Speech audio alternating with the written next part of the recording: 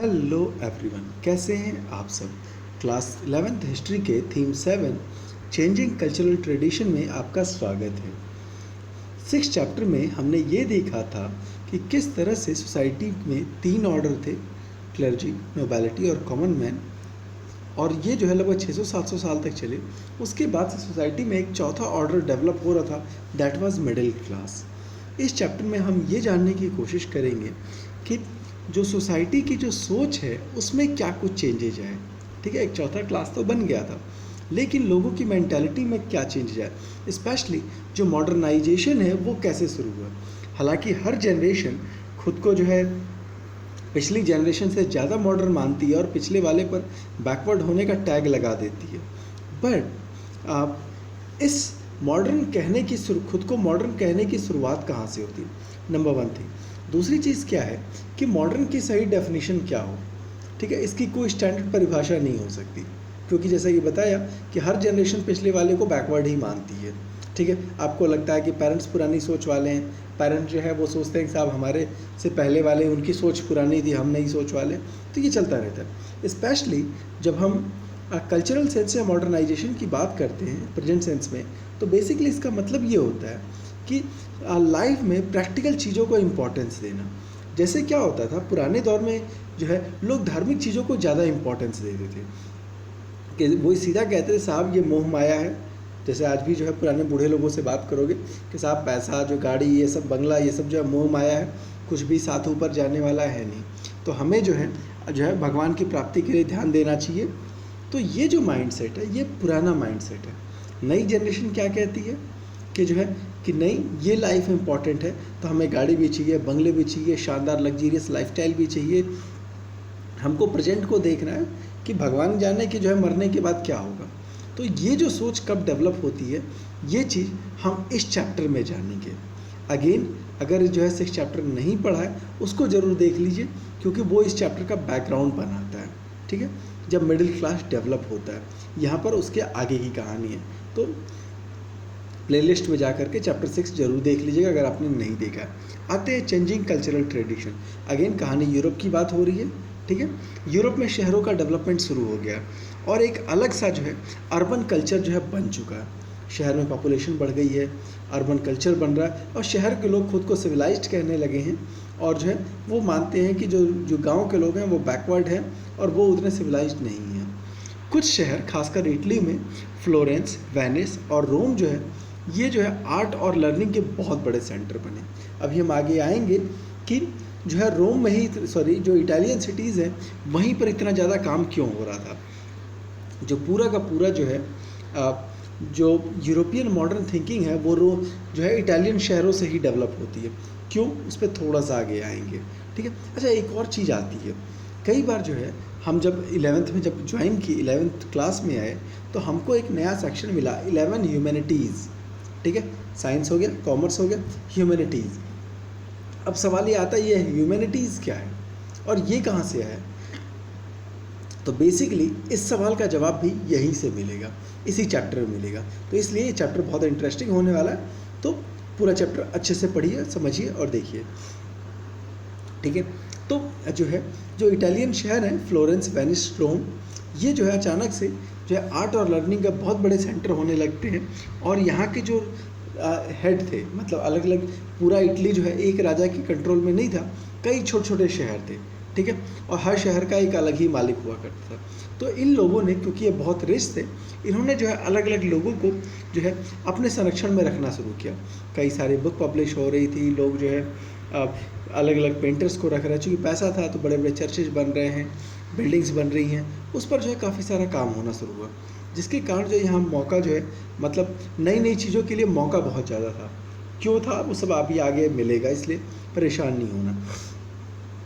एक और नई चीज़ आती है कि जो रिलीजन है वो इंडिविजुअल चॉइस बन गई। पहले क्या था कि रिलीजन जो है एक कम्युनिटी वर्क थी। ठीक है, कि जो भी पूजा पाठ करना है तो सारे लोग मिलजुल करके करेंगे। 2 लोग का पूजा करने का मन नहीं है तो भी उसको करना पड़ेगा। जैसे घर में क्या होता है, कोई बड़ा पूजा है, आपका नहीं मन है तो भी घर वाले फोर्स करते हैं, नहीं तुम बैठो, सबको जो है पूजा में इन्वॉल्व होना जो है ज़रूरी है। तो पहले क्या होता था कि ऐसे ही कि गांव में अगर कोई जो चर्च में कोई प्रोग्राम हो रहा है तो सारे लोगों के लिए जाना कंपलसरी था। अब जो है खासकर जो मॉडर्नाइजेशन में क्या है, जो इस टाइम से शुरू होता है, उसमें कहा गया कि जो रिलीजन है वो टोटल इंडिविजुअल चॉइस है, हमारी मर्जी है, हम फॉलो करेंगे, हमारी मर्जी है नहीं फॉलो करेंगे। आप चर्च की जो है अर्थ सेंट्रिक बिलीफ, अब ये क्या चीज़ है?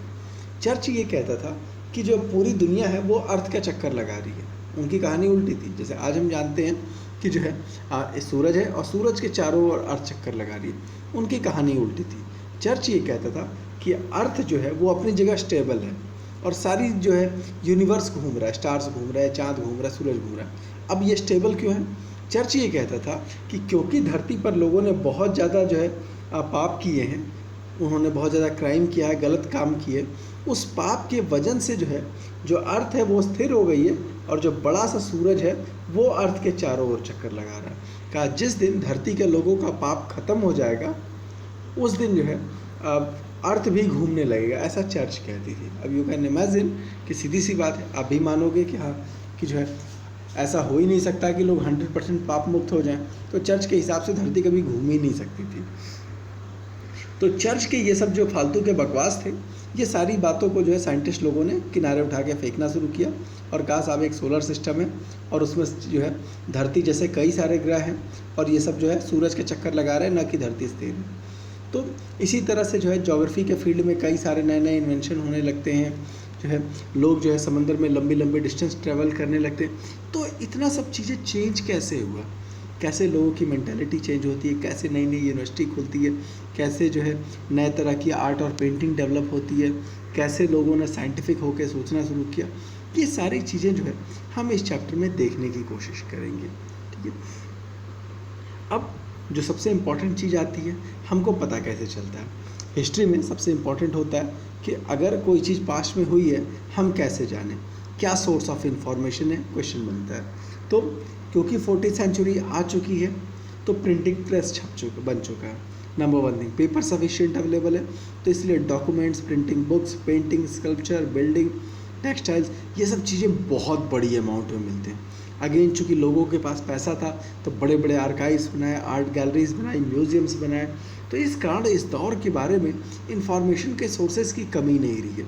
बहुत सारा इन्फॉर्मेशन जो है हमारे पास अवेलेबल है, जिसके कारण जो है हम इस एज को बहुत अच्छे से जान समझ पाते हैं। 19th सेंचुरी के टाइम से एक नया टर्म यूज़ होना शुरू हुआ, रिनेसेंस। ठीक है, रिनेसेंस का मतलब होता है पुनर्जागरण या रीबर्थ। क्यों ऐसा कहा गया? आप जब जो है यूरोप के इतिहास को आप लंबे समय से पढ़ रहे हो, आपने जो है एक आप स्टार्टिंग दौर में रोमन एम्पायर को पढ़ा था। ठीक है, कि यूरोप में एक पावरफुल रोमन डायनेस्टी थी। ठीक, रोमन डायनेस्टी जब ख़त्म होती है उसके बाद आपने ये जाना कि जो है कोई पावरफुल एम्पायर नहीं रहा, रोम के शहरों के सारे यूरोप के शहर डाउन पड़ गए, उनकी इनकम ख़त्म हो गई, तो सब कुछ जो है धीरे धीरे डिके होने लगा था। ठीक, एंशिएंट टाइम में जब तक रोम था तब तक यूरोप बहुत तेज़ी से ग्रो किया था, रोम जब ख़त्म हुआ तो बहुत तेज़ी से डाउन होने लगा। और 14th सेंचुरी से चीज़ें फिर से जो है रीग्रो करनी शुरू हो गई 14th-15th सेंचुरी से। तो इसी कारण कुछ थिंकर्स ने कहा कि यह जो है यूरोप का रीबर्थ है। क्यों? पहले जो है वो एक अच्छी कंडीशन में था। जैसे क्या होता है, एक इंसान होता है, वो ग्रो करता है, ठीक है, उसके बाद उसकी डेथ हो जाती है। ठीक, वो कमज़ोर होता है, कमज़ोर होने के बाद उसकी डेथ हो जाती है, डेथ होने के बाद फिर से जन्म लेता है, फिर से वो एक बच्चा होता है, फिर से जो है ग्रो करने लगता है। तो वैसे ही उन्होंने कहा कि जो यूरोप की सिविलाइजेशन है, जो रोमन टाइम में बहुत तेज़ी से ग्रो की और रोमन साम्राज्य के डेथ के साथ ख़त्म हो गई 14th सेंचुरी से, क्योंकि उसका फिर से जन्म हुआ, फिर से ग्रो करने लगी, इसीलिए उन्होंने जो है इस टर्म यूज़ किया रीबर्थ, यानी कि रेनेसेंस। क्लियर? आगे चलते हैं, किसने यूज़ किया? तो एक साहब थे जैकब बर्कहार्ड, ठीक है, स्विस स्कॉलर थे, जिन्होंने जो है ये टर्म जो है बहुत ज़्यादा यूज़ किया। बेसिकली स्विट्ज़रलैंड से थे। उनके बारे में थोड़ा सा इंट्रोडक्शन और क्या है, तो एक साहब हिस्टोरियन थे, लियोपोल्ड वॉन रांके। ठीक है, जब आप बहुत डीप लेवल पे हिस्ट्री पढ़ोगे तो इस आदमी का नाम मिलता है। बहुत फेमस हिस्टोरियन रहे हैं जिन्होंने हिस्ट्री को स्टैंडर्डाइज किया था, लियोपोल्ड वॉन रांके। ठीक है, ये उनके जो है चेले थे, मतलब ये उन जो है लियोपोल्ड वॉन रांके गुरु हैं और जैकब बर्कहार्ड जो है इनके शिष्य हैं। ठीक, अब रांके का कहना ये था कि जो राजा लोग का काम है, हिस्टोरियन का काम है वो जो है स्टेट और पॉलिटिक्स पर फोकस करना, ठीक। रांके क्या कहते हैं, गवर्नमेंट का जो हिस्टोरियन का काम है कि सरकार क्या कर रही है, देश क्या कर रहा है और सरकारी फाइल्स में क्या कुछ डाटा है, हमको इस पे फोकस करना चाहिए, ठीक। बर्कहार्ड कहते हैं कि सिर्फ इतना सफिशिएंट नहीं है, बर्कहार्ड इसको एक लेवल पे आगे ले जाते हैं, ठीक है। उन्होंने कहा कि सिर्फ पॉलिटिक्स ही सब कुछ नहीं होता, हिस्ट्री में जो है कल्चर भी बहुत इम्पॉर्टेंट है। और आज आप देखोगे जब भी आप हिस्ट्री पढ़ते हो तो अब राजाओं की कहानी तो ऑलमोस्ट ख़त्म ही हो गई है, अब हम सोसाइटी के बारे में ज़्यादा पढ़ते हैं, ठीक है। तो ये जो है बर्कहार्ड ने ही जो है जो सजेस्ट किया था और यहीं से ह्यूमनिस्ट थिंकिंग जो है आगे बढ़ती है। इसकी बुक कौन सी है, the civilization of renaissance in Italy, याद रखिएगा बर्कहार्ड, ठीक है। ये जो है आपका इसका नाम हो गया जैकब बर्कहार्ड, ठीक। इनकी बुक कौन सी है, the civilization of the renaissance in Italy, year क्या है 1860। एक एक नंबर के सवाल होते हैं, इम्पॉर्टेंट है, ठीक है। इन्होंने जो है इसी किताब में ध्यान दिलाया कि 14th सेंचुरी के बाद से यूरोप में जो है खासकर इटालियन शहरों में एक ज़बरदस्त सा चेंज आया था, जिसमें लिटरेचर, आर्ट, पेंटिंग जो है बहुत ज़्यादा फोकस हुई थी और एक नए तरह का ह्यूमनिस्ट अप्रोच जो है कल्चर या अप्रोच जो है डेवलप होता है। अब ये ह्यूमनिस्ट कल्चर क्या है, जहाँ से ह्यूमनिज़्म निकल कर के आया है या फिर ह्यूमनिटीज जो वर्ड जो है हम पढ़ते हैं, ये क्या है। तो बेसिकली इसका मतलब ये है कि पुराने दौर में जैसा ये बताया था कि सब लोग जो है भगवान को ज़्यादा फोकस करते हैं, उनका मानना ये था, ये आइडियोलॉजी आज भी इंडिया में जो धार्मिक लोगों में भरी पड़ी है कि जो है यह जो है शरीर है या चूँकि नष्ट हो जाने वाला है तो इस शरीर की वैल्यू नहीं है, इस शरीर के लिए जो कुछ भी अट्रैक्टिव है वो सारी चीज़ें बेकार है। Means art, painting, dance, music, ये सारी चीज़ें बकवास है। इम्पॉर्टेंट चीज़ क्या है, पैसा कमाना, ये सब बकवास है। इम्पॉर्टेंट क्या है कि हमें भगवान की प्रे करनी चाहिए, भगवान की दिन भर भगवान के भजन गाते रहने चाहिए और जो है ऐसी कोशिश करनी चाहिए कि हमें मुक्ति मिले, ठीक है, हमें मोक्ष मिले, ठीक। तो ये पुरानी सोच थी। नई सोच क्या कहती है कि ह्यूमन लाइफ, प्रेजेंट लाइफ, जो लिविंग लाइफ है ये ज़्यादा इम्पॉर्टेंट है, मरने की बाद वाली लाइफ इम्पॉर्टेंट नहीं है, ठीक। तो इस लाइफ को जैसे भी बेहतर बना सकते हैं हमें उसको बनाना चाहिए। कैसे बेहतर बनाएंगे, तो हमको म्यूजिक सीखना चाहिए, क्यों, एंटरटेनमेंट होता है, ठीक। हमको खूब सारा बिजनेस करना चाहिए, थोड़ा बहुत घपला घोटाला चोरी चकारी चलेगी लेकिन हमारे पास खूब सारा पैसा होना चाहिए। पुराने दौर में क्या कहा जाता है, जितना ज़्यादा पैसा होगा उतना ज़्यादा जो है आप धर्म से दूर हो जाओगे। ये कह रहा खूब सारा पैसा कमाओ, वो ये कहते हैं दिन भर आप चर्च में पड़े रहो, ये कहते हैं नहीं, चर्च में पड़े रहना ज़रूरी नहीं है, फालतू का टाइम वेस्ट होगा, आप जो है प्रैक्टिकल काम कीजिए जिससे आपको फ़ायदा हो, ठीक है। तो यही ह्यूमनिस्ट थिंकिंग है और इसके लिए उन्होंने क्या कहा कि आप जो है वो सीखो जो आपके लाइफ में काम आने वाला। पहले क्या पढ़ाते थे, तो वो कहते थे फिलॉसफी पढ़ो ताकि हम भगवान को समझ पाओ, ठीक है। अब क्या कह रहे हैं कि आप जो है हिस्ट्री पढ़ो ताकि आप जो है ये देखो कि पुराने दौर में राजाओं ने लाइफ कैसे जी है। आप जो है ज्योग्राफी पढ़ो ताकि आप जो है अलग अलग एरिया के बारे में जान पाओ, ताकि जो है उन जगहों पे जा कर के बिज़नेस कर पाओ। आप मैथ्स पढ़ो, क्यों, ताकि आप जो है बिज़नेस अगर कर रहे हो तो हिसाब किताब आप जोड़ पाओ, ठीक है। तो कुल मिला करके ह्यूमनिटीज़ जब कहते हैं तो इसमें फोकस, हाँ, आप सोसाइटी पढ़ो कि सोसाइटी में क्या कुछ हो रहा है, तो सोशियोलॉजी पढ़ो। आप जो है बोलने की स्किल सीखो ताकि जो है आप पार्लियामेंट में डिबेट कर पाओ और जो है अपने फेवर में रूल्स बनवा पाओ। तो आप देखोगे कि जो ह्यूमनिटीज सब्जेक्ट है इसमें यही सारी चीज़ें इन्वॉल्व होती हैं, ठीक है। यही आपकी हिस्ट्री आती है, साइकोलॉजी आती है, सोशियोलॉजी आती है, आर्ट आता है, म्यूज़िक आता है। ये सारा सेक्शन जो है ह्यूमनिटीज़ में आया था, जिसके लिए ये लोग फोकस कर रहे हैं। याद रखिए अभी भी साइंटिफिक अप्रोच यहाँ से शुरू हो रहा है, ग्रो नहीं हुआ, सो यहाँ से जो है स्टार्ट हो रहा है, पीक पर आता है 19th सेंचुरी तक आते आते फिलहाल जो है ह्यूमनिटीज़ पे फोकस है। The revival of Italian cities, Italian cities का रिवाइवल क्यों हुआ, ठीक है। हमको ये पता है कि जैसे ही रोमन एम्पायर जो है डाउन होता है वैसे ही जो है इटली ऑलमोस्ट बर्बाद हो गया था। एक बार जो है बार बार चूँकि इटली की बात आ रही है तो एक बार देख ही लेते हैं मैप में ये इटली है कहाँ पे। तो जब भी वर्ल्ड मैप अगर आपको मिलता है ध्यान रखिएगा, बड़ा छोटा सा देश है, जल्दी दिखता नहीं है।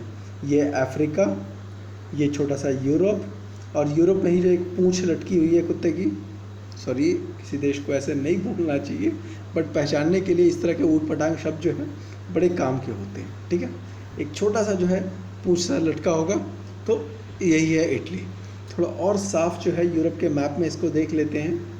अगेन प्लीज़ इस चीज़ फोकस मत कीजिएगा, ये जो छोटा सा है इटली, ठीक है, हल्का सा ऐसे लटका हुआ है, ठीक, ये हो गया इटली, मैप पे लोकेट करने को आता है, ठीक है। अब आगे चलते हैं, ये इटली की लोकेशन हो गई। हाँ, अब जो है इटली का रिवाइवल क्यों हुआ? हमको ये पता था कि जैसे ही जो है रोमन एम्पायर जो है फॉल होता है, वैसे ही जो है क्या कहते हैं, इटालियन शहर एकदम से डाउन पड़ जाते हैं। इटली में कोई एक स्टैंडर्ड गवर्नमेंट नहीं थी, कई अलग अलग शहर थे, ठीक है, और हर शहर का एक अलग ही मालिक था, अलग अलग तरह की जो है रूल रेगुलेशन चल रहे थे, ठीक है। अब मैनेज करने के नाम पर जो एक पोप था, पोप कौन है, तो कैथोलिक क्रिश्चियंस का हेड जो होता है, पोप होता है, वो रोम से जो है गवर्न कर रहा था पूरे इस्लामिक, पूरे जो है क्रिश्चियन वर्ल्ड को। बट अगेन उसकी जो पावर थी वो रिलीजियस थी, वो पॉलिटिकल पावर नहीं थी। अब जो है दूसरी एक और, जहाँ बाकी यूरोप में फ्यूडल बॉन्ड्स थे, मतलब जो सामंत लोग थे वो रूल कर रहे थे, ठीक है। अब और दूसरी ओर जो है एक बाइजेंटाइन एम्पायर, आपको याद होगा कि जो रोमन एम्पायर था उसमें जो है दो हिस्से थे, ठीक है। रोमन एम्पायर जो है वेस्टर्न और ईस्टर्न, ठीक। तो इटली का जो हिस्सा था, एक मिनट को, ये इस्लामिक वर्ल्ड वाला आ गया, सॉरी। हाँ, आपको याद होगा कि इटली से जो है ये वेस्टर्न रोमन एम्पायर था जो पहले ख़त्म हो गया। उसके बाद जो है जो रोमन किंग थे उन्होंने जो है ये ईस्टर्न साइड पर फोकस किया, इसीलिए जो है बाद में इसका नाम भी चेंज कर दिया, इसको बाइजेंटाइन जो है एम्पायर कहा गया, ठीक। ये हो गया वेस्टर्न रोमन एम्पायर जो कि जब ख़त्म हो गया, बाद में जो रोमन किंग थे वो यहाँ से शिफ्ट हो गए और बेसिकली ये जो कॉन्स्टेंटिनोपल शहर है इस पर उन्होंने कब्जा किया और यहीं से आसपास के इलाके पर वो रूल करते रहे। यही है बाइजेंटाइन एम्पायर, ठीक है। इटली जो है पूरी तरह से उनके कब्जे से जा चुका है, ठीक। ये कॉन्स्टेंटिनोपल शहर याद रखना, ये शहर भी इम्पॉर्टेंट है क्योंकि पुराने दौर का जितना भी ट्रेड होता था वो जो है एशिया से इसी रास्ते से हो करके यहाँ पर आते थे। अच्छा, अब रोम को इटली को इतना फ़ायदा क्यों मिला, इटली में इतना डेवलपमेंट क्यों हुआ? अब देखोगे होता क्या है कि ये जो बाइजेंटाइन एम्पायर है 1453 में जो मुस्लिम लोग थे उन्होंने क्या किया, जो है इस पूरे इलाके पे कब्जा कर लिया। आप अगर ये मैप देखोगे तो मुस्लिम लोगों ने ये पूरा जो इलाका आप देख रहे हो, ये सारा इलाका जो है मुस्लिम लोगों के कब्जे में आ गया, ठीक है। कुछ हद तक जो है इटली का भी हिस्सा आ गया था और इसमें ये कॉन्स्टेंटिनोपल भी इनके कब्जे में आ गया था, ठीक। अब इससे क्या हुआ, जो भी जो इंटरनेशनल ट्रेड्स होते थे जो इस कॉन्स्टेंटिनोपल शहर से होके आते थे, ठीक है, थोड़ा सा ये साफ है, ये जो है जितना भी जो ट्रेड होता था इन जो कि जो है सारे के सारे जो है जानवरों पे लाद करके ये कॉन्स्टेंटिनोपल शहर हो करके ये लोग जो है यूरोप में एंटर करते थे। अब हुआ क्या है, जब मुस्लिम लोग इस एरिया पे कब्जा कर गए उन्होंने इस रास्ते को ब्रेक कर दिया, उन्होंने इस पर इतना ज़्यादा टैक्स लगा दिया कि लोगों के लिए बहुत प्रॉफिटेबल नहीं रहा। तो ऐसे केस में जो इटली के शहर थे ये बहुत इंपॉर्टेंट हो गए। क्यों? क्योंकि यहाँ से शिप ले करके वो सीधे यहाँ आ जाते थे, ठीक। और फिर जो है ये सामान जो है, एक मिनट थोड़ा सा यूरोप के मैप पे आ जाते हैं तो पिक्चर ज़्यादा क्लियर होगी। तो उन्होंने क्या किया, अब यहाँ से शिप लेकर के सीधे यहाँ आ गए और यहाँ से डील करके लोगों से होते हुए सीधे वो इंडिया चले आते थे, ठीक। तो इस तरह से उन्होंने जो है ये जो कॉन्स्टेंटिनोपल शहर था इसको बाईपास कर दिया। पहले ट्रेड रूट क्या था, चाइना से निकले कॉन्स्टेंटिनोपल होकर यूरोप में आए, इंडिया से आए तो कॉन्स्टेंटिनोपल होकर यूरोप में आ गए, ठीक। अब क्या है, इस पर इस्लामिक वर्ल्ड का जो है कब्जा हो गया, ठीक है। तो उन्होंने इस रास्ते को ब्लॉक कर दिया। तो अब जो है इटली के जो शहर थे ये ज़्यादा इंपॉर्टेंट हो गए क्योंकि ये अपने शिप लेकर के यहाँ आते थे और फिर यहाँ से शिफ्ट होकर के इंडिया चले आए और दूसरी जगह चले गए, ठीक है। तो इस बिज़नेस से जो इटालियन लोग थे उनको खूब पैसा मिला। नंबर वन थिंग, सीधी सी बात है, जब आपका ट्रेड प्रॉफिट में आएगा, बहुत ज़्यादा प्रॉफिट होगा तो आपके हाथ में पैसा आएगा, वन थिंग। दूसरी चीज़ क्या थी कि इटली के लोगों ने ये जो है और ज़्यादा प्रैक्टिकल चीज़ों पे फोकस करना शुरू किया। सीधी सी बात है, आप उस चीज़ पे ज़्यादा दिमाग लगाते हो जहाँ से आपको पैसे मिलते हैं, ठीक है। तब उन्होंने कहा कि धर्म की पढ़ाई छोड़ो, पहले ये सोचो कि हमको ज़्यादा से ज़्यादा समंदर के रास्ते कैसे पता चले, हमको वो टेक्नोलॉजी डेवलप करनी है जैसे कि हमारा शिप ज़्यादा सेफ हो के आए, हमको जो है वो चीज़ें पढ़ाई करनी है जिससे कि जो है हमारा बिज़नेस ग्रो करे। अब जब बिज़नेस ग्रो कर रहा है तो लड़ाई झगड़े भी हो रहे हैं, ठीक है। अलग अलग, तो फिर हमको लॉ पढ़नी है, कानून पढ़ना है, ताकि हम जो है लोगों से लीगल बैटल जीत पाएँ। तो इस तरह से इटली का जो कल्चर है वो एक अलग तरीके से डेवलप हो रहा था। आप देखोगे कि पूरा इटली जो है एक तरह से नहीं है, यहाँ पर कई छोटे छोटे जो है स्टेट्स हैं जो कि अलग अलग कलर से जो है दिखाए गए हैं। इम्पॉर्टेंट शहर कौन से हैं? जेनेवा, पादुआ, वेनिस, ठीक है, फ्लोरेंस, रोम। ये 5 शहर याद रखिएगा, पादुआ, वेनिस, जेनेवा, फ्लोरेंस, रोम। होने को तो बहुत सारे हैं, लेकिन ये 5 शहर जो आपके लिए बहुत ज़्यादा इम्पॉर्टेंट है, ठीक है। तो अब क्या हो रहा है कि जो कि इनका ट्रेड बढ़ रहा है, उससे जो है इनको बहुत फ़ायदा होता है, ठीक। उसके बाद इन्होंने नए नए सब्जेक्ट्स जो है स्टडी करने शुरू हुए। इसके बाद जो है हालांकि अच्छा था क्या कि जो शहर थे सबका मालिक अलग अलग था, ठीक है। हर चूँकि एक सेंट्रलाइज पावर थी नहीं, तो हर शहर के जो राजा लोग थे वो जो है चाहते थे कि हमारे शहर में सबसे ज़्यादा नॉलेज हो, हर नई चीज़ जो इन्वेंट हो रही है वो हमारे शहर में। अच्छा, उसमें भी जो है कई तरह के थे, जैसे फ्लोरेंस और वेनिस, ये रिपब्लिक था, ठीक है। रिपब्लिक का मतलब आज की तरह प्योर डेमोक्रेसी नहीं, कुछ एलिट फैमिलीज थे मिलजुल करके रूल कर रहे थे, ठीक। रिच और जो है अब मैन पुरुष जो लोग मेल थे वो रूल कर रहे थे फ्लोरेंस और वेनिस में।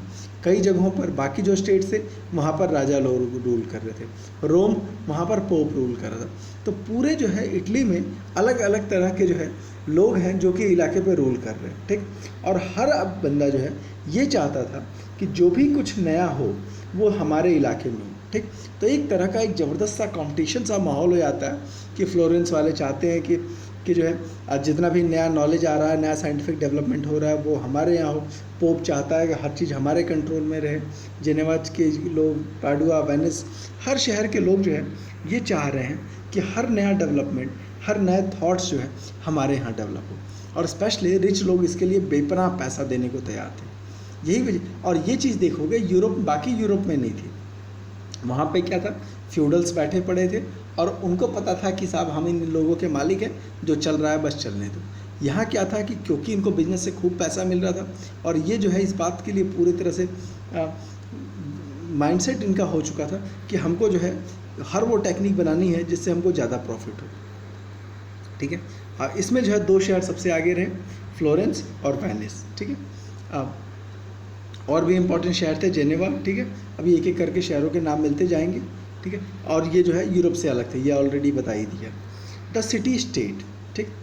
अब कार्डिनल गैस्पारो कॉन्टेरिनी, इन्होंने जो है अपने शहर के गवर्नमेंट के बारे में कुछ बताया है और उसके बारे में उनके थॉट्स क्या हैं। बुक का नाम क्या है? The Commonwealth and the government of Venice, ये भी इनकी बुक का नाम है। और कब पब्लिश हुई? 1534 में। किसने लिखी थी? तो कार्डिनल गैस्पारो कैंटेरिनी, ठीक है।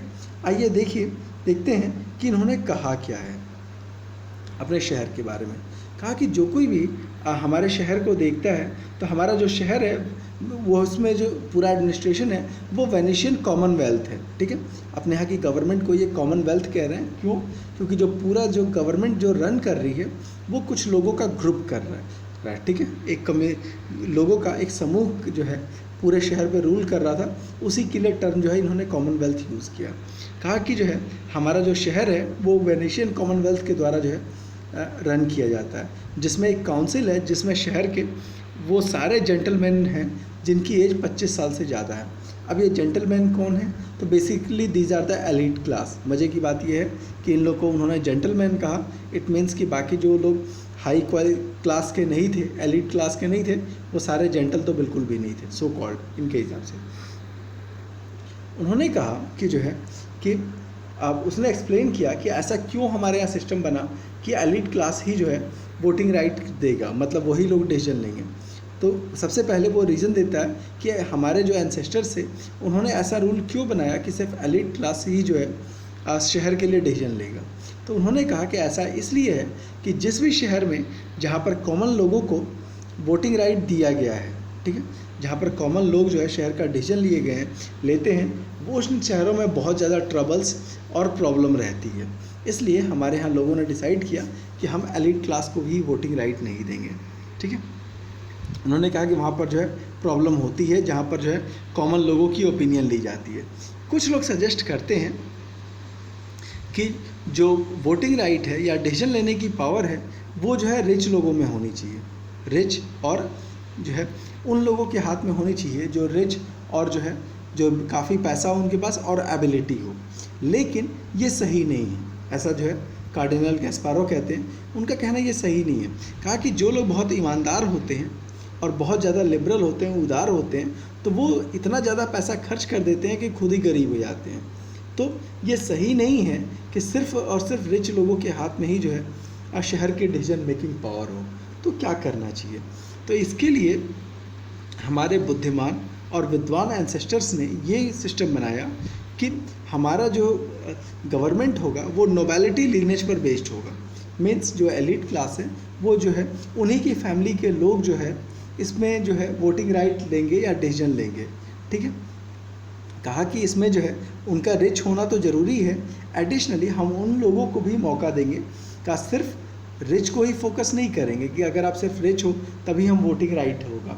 कहा कि अगर ऐसा हुआ तो जो पूरी पावर है वो कुछ लोगों के हाथ में रह जाएगी, और ऐसे केस में जो अगर पावर कुछ लोगों के हाथ में रह गई तो ये भी सही नहीं है।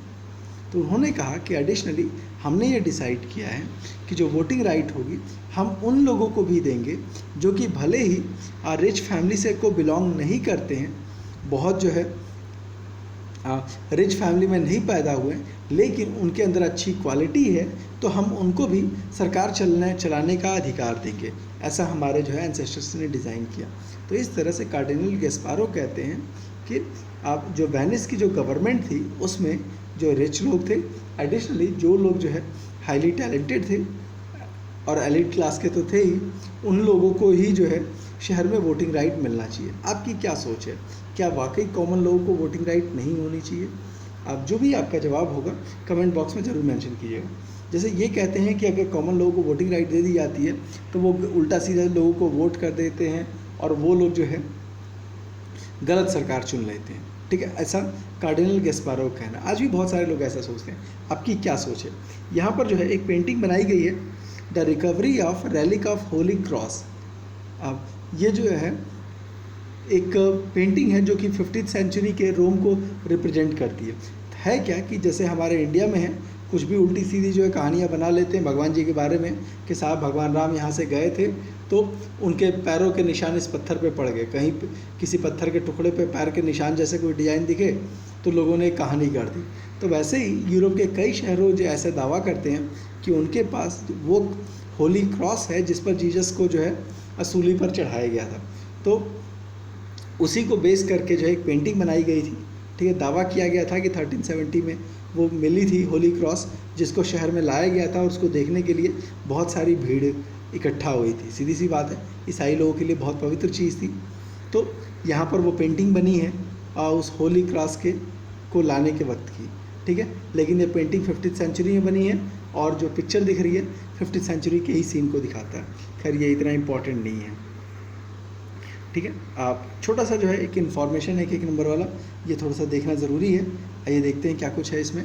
तो 1300 में ह्यूमैनिटीज जो है पढ़ाया जाने लगता है पाडुआ यूनिवर्सिटी में। ठीक है, 1341 पेट्रार्क को पोएट लॉरेट की जो है उपाधि मिलती है।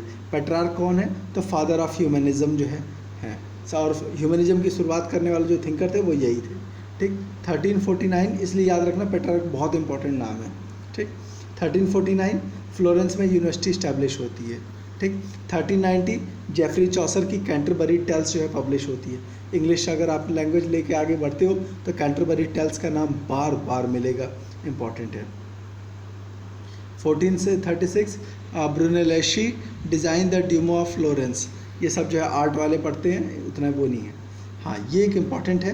ठीक है, 1453 ऑटोमन टर्क ने बाइजेंटाइन रूलर से जो है कॉन्स्टेंटिनोपल छीन लिया था और यही वो मेन वजह थी जिसके कारण जो है जो लैंड रूट था वो एक तरह से बंद हो गया था। ठीक है, और क्या इम्पैक्ट पड़ा था उसको हम आगे भी देखेंगे। ठीक, जो लैंड रूट था बंद हो गया था और जो है सी रूट जो है बहुत ज़्यादा इंपॉर्टेंट हो गए थे जिसके कारण इटली ग्रो करना शुरू हुआ था। तो 1453 की डेट याद रखिएगा। 1454 गुटेनबर्ग के जो है प्रिंटिंग प्रेस काम करने लगता है और उसने बाइबल छाप दी। याद रखिएगा, ये भी एक इम्पॉर्टेंट चीज़ है। क्यों? क्योंकि जो है किताबों का पब्लिश होना सबसे बड़ी अचीवमेंट थी, जिसके कारण इन्फॉर्मेशन बहुत तेज़ी से जो है मूव करने लगी। 1484 पोर्टुगीज़ जो मैथमेटिशियन थे, उन्होंने जो है लैटीट्यूड जो है ये सब जो है काउंट करना शुरू कर दिया था। तो लॉन्गिट्यूड लैटीट्यूड जब समझ में आने लगा तो इसके कारण जो है ट्रैवलिंग और ईजी हो गई। 1492 कोलंबस अमेरिका पहुंचता है। याद रखिए, कोलंबस जब पहुंचा था तो उसको लग रहा था हम इंडिया ही घूमने आए हैं। ठीक। 1495 लियोनार्डो दा विंची की फेमस पेंटिंग होती है द लास्ट सपर। ठीक है, लियोनार्डो दा विंची के बारे में आपने बहुत पढ़ा होगा। ठीक है, अभी आगे और आगे मिलेगा। 1512 माइकल एंजेलो ने सिस्टीन चैपल की जो छत है उसको पेंट की थी। ये सब चीज़ें अभी हम आगे देखेंगे। ठीक है, यूनिवर्सिटीज़ एंड ह्यूमनिज़म। ठीक, इटली के जो शहर थे, जैसा कि आपको बताया था कि उनके यहाँ पढ़ाई लिखाई का कल्चर बहुत तेज़ी से डेवलप हो रहा था। एक और वजह था क्या कि जैसे ही कॉन्स्टेंटिनोपल पे कब्जा हुआ, ठीक है, आप एक बार फिर से देख लेते हैं कॉन्स्टेंटिनोपल को, क्योंकि बार बार इसका रेफरेंस आ रहा है। तो जैसे ही इस शहर पे कब्जा हुआ तो कॉन्स्टेंटिनोपल में जो भी थिंकर्स थे, याद रखिए उस दौर में जो भी ग्रीस और जो एंशियंट रोम के जो थिंकर्स थे, जब रोमन एम्पायर यहाँ शिफ्ट हो गया था तो हुआ क्या था, सारे जो थिंकर्स थे वो यहाँ आकर के सेट हो गए थे। ठीक है, तो जैसे ही जो है जब मुस्लिम लोगों ने इस शहर पे कब्जा किया तो ये सारे थिंकर्स भाग भाग करके इटली में आए। क्यों? क्योंकि यही लोग पैसे, इनके पास पैसा भी था और ये लोग इंटरेस्टेड भी थे। तो जैसे ही मुस्लिम लोग इस एरिया पे कब्जा करते हैं, ये सारे थिंकर्स जो है इटली में आते हैं और अलग अलग लोगों से मिलना शुरू करते हैं, अलग अलग रिच लोगों से। तो काफ़ी सारी किताबें जिसके बारे में इनको नॉलेज नहीं थी, वो सारे नॉलेज जो है अगेन इटली में रिवाइव होता है। एक और चीज़ थी, ठीक है, बाद में आप आगे देखोगे उसमें क्या होता है, जैसे ही जो है इस्लामिक लोग जो है इस पूरे इलाके पर कब्जा कर लेते हैं। आप देखोगे ये पूरा इलाका जो है इस्लाम, ये स्पेन भी जो है इस्लाम के कब्जे में था। ठीक है, तो इतने इलाके पे कब्जा कर लेते हैं तो इसके कारण जो है अरेबियन थिंकर्स का इटली के जो है थिंकर से कांटेक्ट होता है। ठीक है, जब उन दोनों टच में आते हैं तो और भी कई सारा कुछ नॉलेज इनको मिलता है, वो सारी चीज़ें आगे जानेंगे। तो कुल मिलाकर के सिचुएशन ये थी कि जो इटली है वो पढ़ाई लिखाई का एक ज़बरदस्त माहौल बन गया था। तो सबसे जो स्टार्टिंग में जो यूनिवर्सिटीज़ बनती है वो जो है पाडुआ और बोलोग्ना में बनती है। ठीक है, स्पेशली उनका जो फोकस था लीगल स्टडीज़। क्यों? क्योंकि बिज़नेस बहुत तेज़ी से बढ़ रहा था, इसके कारण जो है शहर में डिमांड बहुत बढ़ रही थी। ठीक है, जब बिज़नेस बढ़ता है तो इस बात की संभावना रहती है कि साहब इसने हमको बिज़नेस में चीट किया, उसने जो है हमको जो है धोखा दिया, इसने माल कम दिया, उसने, तो झगड़ा जो है बहुत तेज़ी से बढ़ रहा था। तो ऐसे केस में लॉयर की डिमांड बहुत ज़्यादा बढ़ गई। और नोटरी की, नोटरी क्या है, तो आप अक्सर जो है कोर्ट में जा कर के अलग अलग एफिडेविट बनवाते हो, तो ये वही है। तो इस तरह से काम की जब डिमांड बढ़ी तो इनको पढ़ने पढ़ाने के लिए कॉलेजेस खुलने शुरू हुए। तो ऐसे लोगों की डिमांड बढ़ गई थी जो कानून क्या है उनके रिकॉर्ड रख सकें, रिटन एग्रीमेंट्स तैयार कर सकें और जो है ज़रूरत के हिसाब से लॉ को डिफ़ाइन कर सकें। और लॉ जो है सबसे पहला जो है ह्यूमनिस्ट थॉट की जो है ह्यूमनिस्ट लैंग्वेज में डेवलप होता है। याद रखिए पुराने लोग क्या कहते थे कि हमको धर्म पढ़ना चाहिए, और इटली के लोगों ने क्या कहना शुरू किया, हमको लॉ पढ़ना है। क्यों? क्योंकि वो हमको फ़ायदा करेगा जितना, क्योंकि हमको इमीडिएट पैसा कमाने में मदद करेगा। ठीक है, तो ये जो है ये एक बड़ा चेंज था। ठीक है, इसके बाद उन्होंने फोकस करना शुरू किया एंशिएंट रोमन कल्चर पे। ठीक, और यहीं पर जो है किसने सबसे पहला इसके लिए प्रेस किया, तो फ्रांसिस्को पेट्रार्क। ये वो आदमी थे जिन्होंने जो है इस चेंज को लीड किया, पेट्रार्क। ठीक है, फ्रांसिस्को पेट्रार्क जो है फादर ऑफ जो है ह्यूमनिज़म जो है फ्रांसिस्को पेट्रार्क को ही कहा जाता है। तो पेट्रार्क ने ये कहा कि जो है हमें एंशिएंट रोम और ग्रीक को जानना चाहिए। ठीक है, उस दौर में जो है कहा कि एंशिएंट रोम और ग्रीक में ऐसी बहुत सारी चीज़ें हैं जो कि जो है हमारे लिए बहुत यूज़फुल होंगी। उनका कहना ये था कि धर्म की बातें ठीक है, ज़रूरी हैं, बट हमें जो है अपनी प्रैक्टिकल लाइफ को बेहतर बनाना है, और प्रैक्टिकल लाइफ को बेहतर तब बनाया जाएगा जब हम एंशिएंट रोम और ग्रीक को पढ़ेंगे। उन्होंने कहा कि जो है रोमन सिविलाइजेशन इसलिए डेवलप की क्योंकि वो प्रैक्टिकल लाइफ को फोकस करते थे। ठीक है, कहा कि मिडिल एज में हम सिर्फ धर्म के चक्कर में पड़ गए और इस चक्कर में हमने जो है अपनी एक्चुअल लाइफ की जो सक्सेस थी उसको बर्बाद कर दिया। इसलिए हमें वापस जो है और एंशिएंट रोम और ग्रीक की जो है लिटरेचर को पढ़ना चाहिए, ताकि हम पुराने दौर की जो ग्लोरी थी, पुराने दौर की अचीवमेंट थी, कम से कम उसको गेन कर पाएँ। इस तरह से उन्होंने ये कहा कि जो है सिर्फ रिलीजियस टीचिंग ही इम्पॉर्टेंट नहीं है, एडिशनली हमको हिस्ट्री पढ़नी चाहिए। ठीक है, कहा हिस्ट्री पढ़ने से हमको पता चलेगा कि दुनिया में अलग अलग जो, चूँकि उस दौर में पढ़ता कौन था, तो बेसिकली राजा लोग पढ़ते थे, एलिट क्लास पढ़ता था। तो कहा हिस्ट्री पढ़ने से हमको जो है कल्चर आएगा, हमको ये पता चलेगा कि बड़े बड़े जो लोग थे उन्होंने कैसा क्या किया जिसके कारण उनको लाइफ में इतनी सक्सेस मिली। ठीक है, एडिशनली जो है 50th सेंचुरी तक जो है ह्यूमनिस्ट का मतलब था कि ऐसे वो मास्टर्स जो कि जो है ग्रामर, रिटोरिक जो है इसका मतलब होता है वाद विवाद की बोलने की कला, पोएट्री, हिस्ट्री, मोरल फिलॉसफी। आप देख सकते हो ये वो चीज़ें थी जो आपको प्रैक्टिकल लाइफ में सक्सेसफुल बनाए। जब आप ग्रामर पढ़ोगे तो आपको जो है लैंग्वेज जो अच्छी होगी। इसका मतलब ये है कि आपका वाद विवाद का कौशल, मतलब जो बोलने की जो आर्ट है, स्पीच देने की कला आ जाएगी। ये पोइट्री, इसका मतलब ये हो गया कि आप बढ़िया से कविता सुना पाओगे, उस दौर में ये बड़ी चीज़ थी। ठीक है, हिस्ट्री आपको जो है देश दुनिया के बारे में पता चलेगा। मोरल फिलॉसफी, अच्छा व्यवहार आप सीखेंगे। तो कुल मिलाकर के यहाँ पर जो है उनका फोकस यही था कि हम ह्यूमैनिटीज़ मीन्स प्रैक्टिकल लाइफ को बेहतर बनाने वाली चीज़ों को पढ़ें। ठीक है, हालांकि जो ह्यूमैनिटीज़ थॉट है ये कुछ नया नहीं था।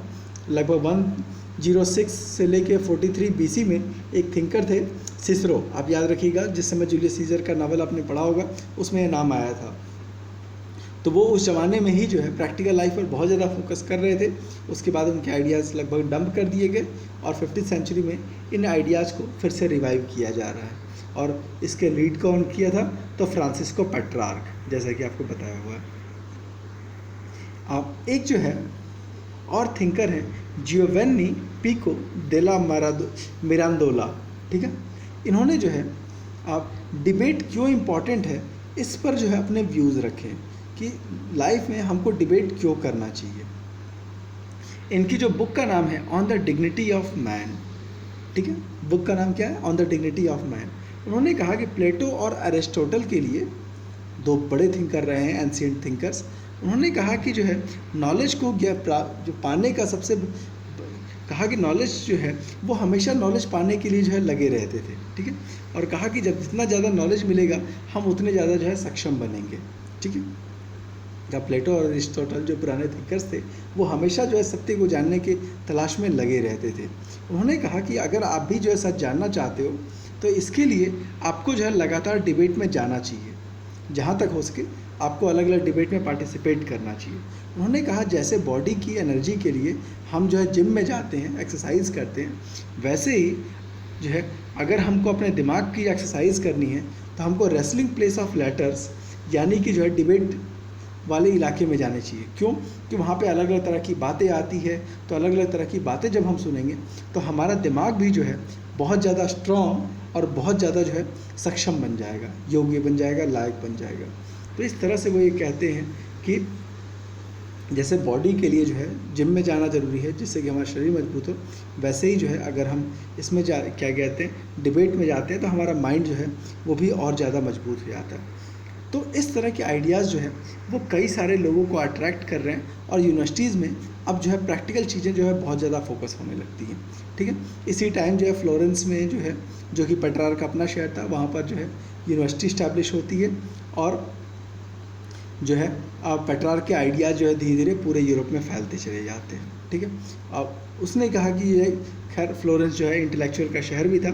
आप देख सकते हो फ्लोरेंस शहर के एक स्केच बनाया हुआ है, तो कितनी डेंस पॉपुलेशन है दोनों साइड, बीच में जो आपको नदी दिख रही है, ठीक है, डैम है। इसी टाइम जो है कई और थिंकर्स आते हैं। फ्लोरेंस जो है ना अपने आप में एक ज़बरदस्त शहर था, एक से एक शानदार थिंकर्स थे वहाँ पे। आप एक तो पेट्रार्क का नाम दे दिया, दूसरा दांते जिनकी बुक थी डिवाइन कॉमेडी, जिन्होंने जो है धार्मिक चीज़ों का खूब मजाक बनाया। एक जियोटो थे आप, जो कि भी एक शानदार जो है आर्टिस्ट थे। तो ऐसे ऐसे जो बहुत सारे स्कॉलर्स उस दौर में हुए जो कि जो है जिन्होंने जो है फ्लोरेंस को एक महान शहर के तौर पे डेवलप किया। ठीक है, और इस कारण जो है जो एक और टर्म आ रहा है रेनेसां मैन। रेनेसां मैन क्या है, तो ये ऐसे लोगों के बारे में कहा जाता था जो कि जो है डायनेमिक लोग थे, जिनके मल्टीपल स्किल्स थे, मल्टीपल इंटरेस्ट थे और एक साथ कई फील्ड में काम करते थे। जैसे लियोनार्डो दा विंची की बात अभी आगे आएगी, तो वो बंदा साइंटिस्ट भी है, पेंटर भी है, आर्टिस्ट भी है, मूर्ति भी बना रहा है। तो इस दौर के जो लोग थे वो बड़े डायनेमिक लोग थे और मल्टीपल फील्ड में उन्होंने काम किया। ठीक है। अब next part the humanist view of history, ये नेक्स्ट वीडियो में देखेंगे। वीडियो में कोई भी कन्फ्यूजन होगा तो कमेंट बॉक्स में ज़रूर मेंशन कीजिएगा। धन्यवाद, आपका दिन शुभ।